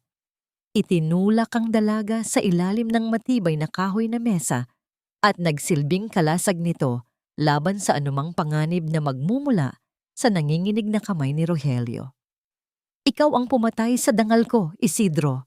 Ikaw ang nagtulak sa akin sa putik na ito." Yang naghihingalong sigaw ni Rogelio. Ang kanyang boses ay puno ng pait at pagsisisi na huli na ang lahat. "Sinunod ko ang lahat ng dumi mo dahil akala ko kaibigan kita. Ngayon, isasama kita sa impyerno." Nanginginig ang buong katawan ni Rogelio habang pilit na itinuturo ang dulo ng bakal na instrumento sa dibdib ni Don Isidro. Ang matanda, na dati ay puno ng kayabangan, ay ngayon ay namumutla at tila nawalan ng boses. Nakataas ang dalawang kamay sa hangin habang ang bawat butil ng pawis ay nagpapatunay ng kanyang matinding takot. Si Ivana naman ay nakasalampak sa sahig, nakatakip ang mga kamay sa kanyang tainga, tila isang batang nawawala sa gitna ng bagyo. Bago pa man magawang ituloy ni Rogelio ang kanyang madilim na balak, mabilis na bumukas ang malaking pintuan sa likuran. Isang grupo ng mga armadong tauhan ng korte at kapulisan ang mabilis na pumasok. Ang tunog ng kanilang mga mabibigat na sapatos sa sahig ay naghatid ng isang uri ng kaayusan sa gitna ng gulo. Sa isang maingat at propesyonal na pagkilos, nagawa nilang palibutan si Rogelio. "Ibagsak mo yan, Rogelio. Wala ka nang matatakbuhan," ang sigaw ng isang opisyal. Dahil sa matinding pagod ng isip at sa bigat ng konsensyang matagal na niyang dinadala, dahan-dahang lumuwag ang pagkakahawak ni Rogelio sa bakal. Ang tunog ng pagbagsak nito sa semento ay tila naging hudyat ng pagtatapos ng kanyang paghihirap. Mabilis siyang dinamba ng mga pulis at piniringan ang mga kamay. Habang kinalakaladkad siya palabas, patuloy ang kanyang pagsigaw, inilalantad ang bawat detalye ng pakikipagsabuatan niya kay Don Isidro, mula sa pagbabayad sa doktor hanggang sa pananakot sa pamilya Javier. Inisip ni Don Isidro na ang pag-alis ni Rogelio ay ang kanyang pagkakataon upang makatakas, ngunit nagkakamali siya. Kasabay ng pag-alis ng mga tauhan ng korte ay ang pagpasok ng isa pang grupo ng mga lalaking nakasuot ng pormal na asul na polo. Sila ay mga kinatawan mula sa Anti-Fraud at Economic Police. "Don Isidro Monteverde, meron kaming warrant of arrest para sa iyo," ang malakas na pahayag ng pinuno ng grupo. Hindi lamang ito tungkol sa palsipikasyon ng lupa. Ang iyong kumpanya ay iniimbestigahan dahil sa malakihang money laundering at pandaraya sa mga dayuhang mamumuhunan. Ang lahat ng iyong ari-arian ay pansamantalang isa sa ilalim sa kontrol ng pamahalaan. Tila binagsakan ng langit si Don Isidro. Ang kanyang muka ay naging abo sa puti. Ang bilyon-bilyong pisong kontrata na inaasahan niyang pipirmahan sa araw na yon ay naglaho na parang usok. Ang kanyang imperyo na itinayo sa ibabaw ng luha at dugo ng mga maliliit na tao ay gumuho sa isang iglap. Isang mahaba at malamig na bakal ang pumatik sa kanyang mga pulso. Ang tunog nito ay tila isang hatol ng kamatayan sa kanyang dangal. Napatingin si Ivana sa kanyang ama na ngayon ay hinahatak na palabas. "Papa, anong mangyayari sa atin? Ang pera natin!" Ang sigaw ng babae, ang kanyang boses ay puno ng desperasyon. Ngunit hindi siya nilingon ng matanda. Naiwan si Ivana sa gitna ng silid. Ang kanyang mamahaling damit ay gusot-gusot na at ang kanyang mukha ay puno ng kalungkutan at takot.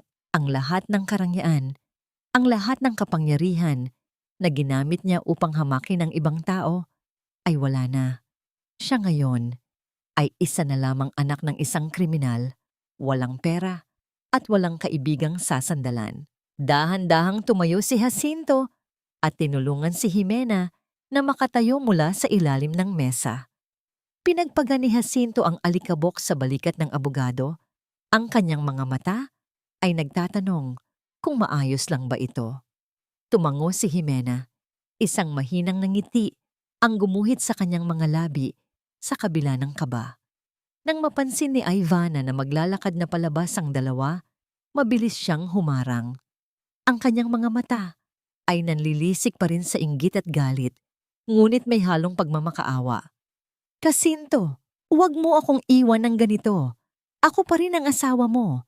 Hindi mo ba kayang patawarin ang lahat dahil sa pagmamahal natin?" Tumigil si Jacinto sa kanyang paghakbang. Tiningnan niya si Ivana ng diretso sa mga mata. Wala na siyang nararamdamang galit, tanging isang malalim na awa para sa isang taong hindi kailanman naintindihan ang tunay na kahulugan ng pag-ibig. Hindi siya nagsalita. Sa halip, marahan niyang hinawakan ang kamay ni Jimena at muling naglakad patungo sa labas ng pintuan. Iniwan ang isang Ivana na nakaluhod sa sahig ng korte. Nilalamon ng sarili niyang kadiliman. Ang bawat hakbang nila, palabas ng gusali ng katarungan ay tila pagyakap sa isang bagong simula.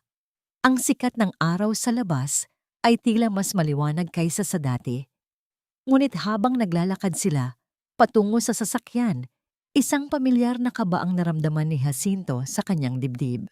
Alam niyang ang sugat ng nakaraan ay hindi basta-basta naghihilom, at ang mga taong nawalan ng lahat ay kadalasang nagiging mas mapanganib sa oras ng kanilang pagbagsak.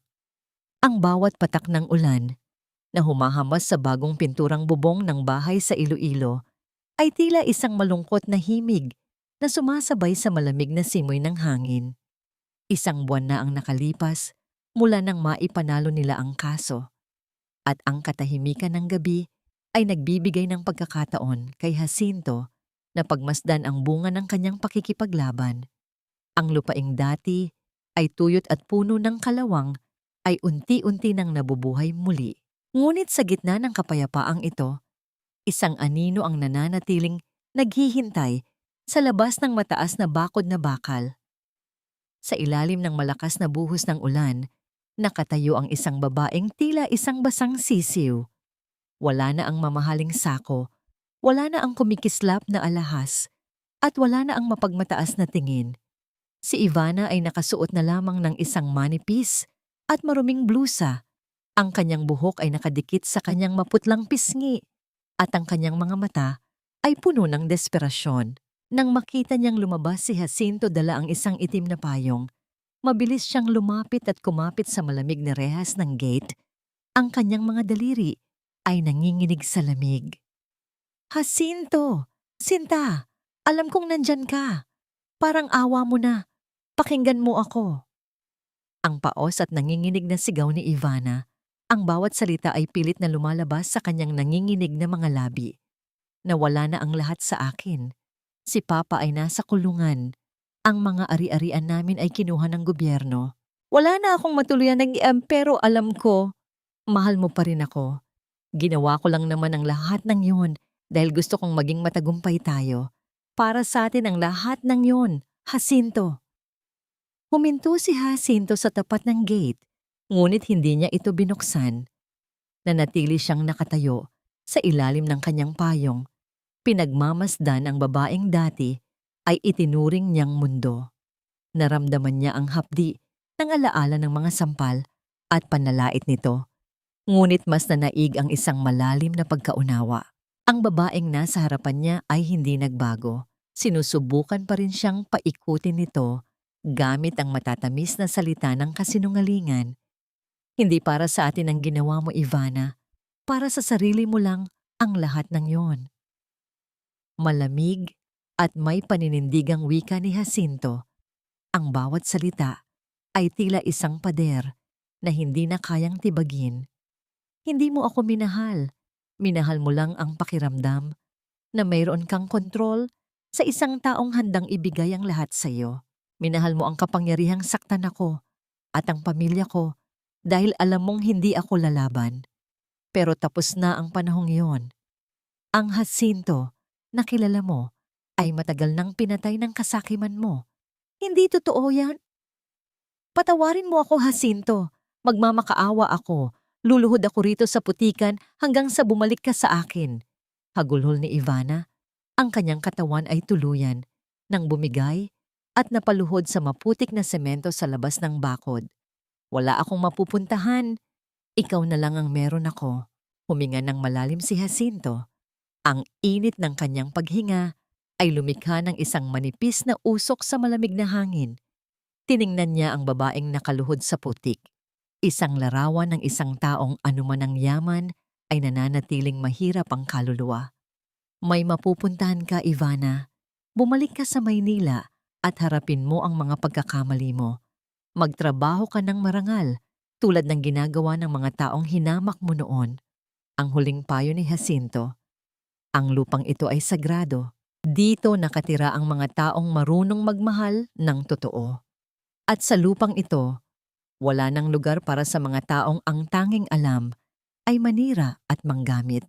Huwag ka nang babalik dito. Walang pag-aalinlangan, tumalikod si Jacinto. Ang tunog ng marahas na pagdikit ng bakal sa bakal habang hinihila niya ang trangka ng gate upang mas lalo itong ikandado ay umalingaw sa buong paligid. Isang huling tuldok sa isang madilim na kabanata ng kanyang buhay. Iniwan niya si Ivana na humahagulgol sa dilim at ulan. Ang kanyang mga sigaw ay unti-unting nilunod ng malakas na buhos ng langit. Sa bawat hakbang ni Jacinto, pabalik sa kanyang bahay, naramdaman niya ang isang matinding gaan sa kanyang dibdib. Ang bawat bigat ng nakaraan ay tila hinuhugasan ng ulan. Pagpasok niya sa pintuan ng bahay, ang init ng tuyong hangin at ang amoy ng bagong saing na kanin ay sumalubong sa kanya. Nakita niya si Jimena na nakatayo sa may sala, hawak ang isang malambot at puting tuwalya. Ang mga mata ng dalaga ay nagtatanong, puno ng pag-aalala at pag-unawa. Hindi na kailangan ng mga salita. Alam ni Jimena ang sakit na kailangang dumaan ni Jacinto upang tuluyang makalaya. Lumapit si Jimena at dahan-dahang isinampay ang tuwalya sa balikat ni Jacinto upang patuyuin ang ilang talsik ng ulan. Isang matamis at payapang ngiti ang ibinigay nito sa kanya. Nakauwi ka na, Jacinto. Malambing na wika ni Jimena. Ang boses ay tila isang himig ng kapayapaan. Tinitigan ni Jacinto ang mukha ni Jimena, ang mga matang puno ng katapatan at ang mga kamay na naging katuwang niya sa pagbangon.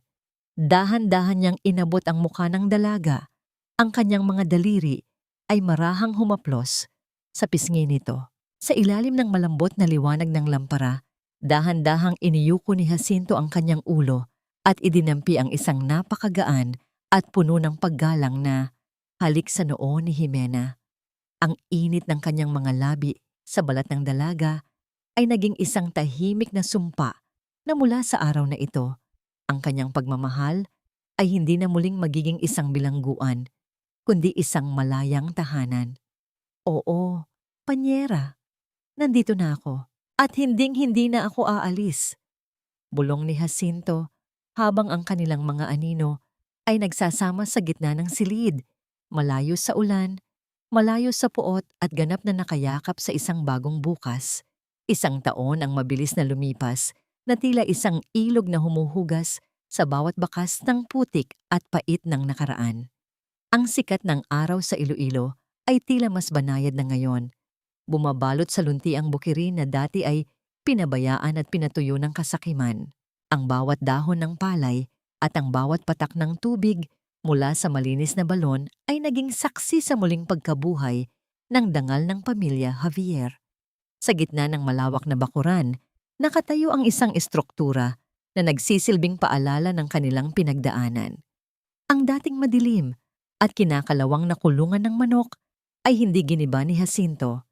Sa halip, nilinis niya ito, pininturahan ng kulay puti, at ginawang isang napakagandang greenhouse na puno ng mga bihirang orchid at mababangong bulaklak. Ang lugar na dati ay simbolo ng kanilang pagkaalipin ay naging isang luntiang kanlungan ng kagandahan at pag-asa. Isang patunay na mula sa pinakamababang dumi ay maaaring sumibol ang isang bagay na kahanga-hanga.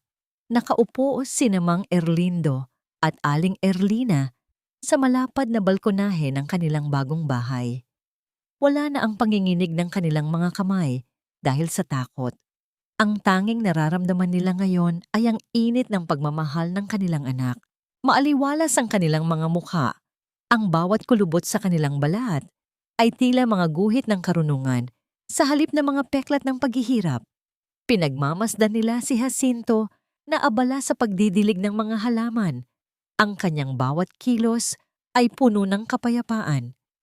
Napatawad na ba ni Jacinto ang kanyang sarili? Sa bawat gabi na mahimbing siyang nakakatulog, alam niyang ang sagot ay oo. Hindi na niya dala ang bigat ng kanyang pagkabulag noon. Tinanggap na niya na ang bawat pagkakamali ay naging hagdan upang mas lalo niyang pahalagahan ang tunay na kayamanan. Para sa kanya, ang pagpapatawad ay hindi ang paglimot sa ginawa ni na Ivana at Don Isidro, kundi ang pagpili na huwag nang hayaang diktahan ng kanilang kasamaan ang kanyang kasalukuyan. Ang puot ay wala na sa kanyang puso. Ang tanging natitira ay ang malalim na pasasalamat sa bagong pagkakataon. Jacinto, Sinta, handa na ang hapunan. Ang malambing na tawag ni Jimena mula sa pintuan. Dahan-dahang lumapit si Jacinto sa kanyang asawa. Ang mga mata ni Jimena ay nagliliwanag sa kaligayahan at ang kanyang bahagyang namimintog na tiyan ay isang himala ng buhay na kanilang binuo mula sa mga sugat ng nakaraan. Ipinatong ni Jacinto ang kanyang palad sa tiyan ni Jimena. Naramdaman ang mahinang tibok ng puso ng kanilang magiging anak. Isang matinding kislap ng kagalakan, kilig, ang dumaan sa kanilang mga mata. Isang pag-ibig na hindi itinayo sa yaman, kundi sa katapatan at pag-aalaga. Sa hapagkainan, isang masaganang piging ang nakahain. Mayroong mainit na sinigang, sariwang isda, at masarap na kanin. Wala nang asin at tuyo lamang. Ang bawat subo nila ay puno ng lasa ng tagumpay at pagkakaisa. Kasama nila si Jessa na ngayon ay nag-aaral na muli.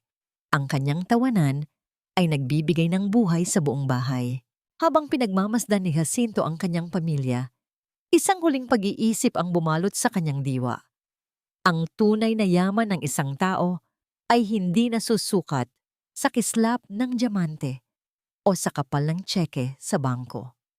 Ang tunay na halaga ay matatagpuan sa mga kamay na handang humawak sa iyo sa gitna ng unos, sa mga paa na handang lumakad kasama mo patungo sa katarungan, at sa isang tahanang ang tanging pundasyon ay ang wagas na pag-ibig ng pamilya. Ang kwento ng kanilang paghihirap ay natapos na at ang bawat bukas ay isang malinis na pahina na isusulat nila ng magkakasama sa ilalim ng pagpapala ng lupang muli nilang binawi at minahal.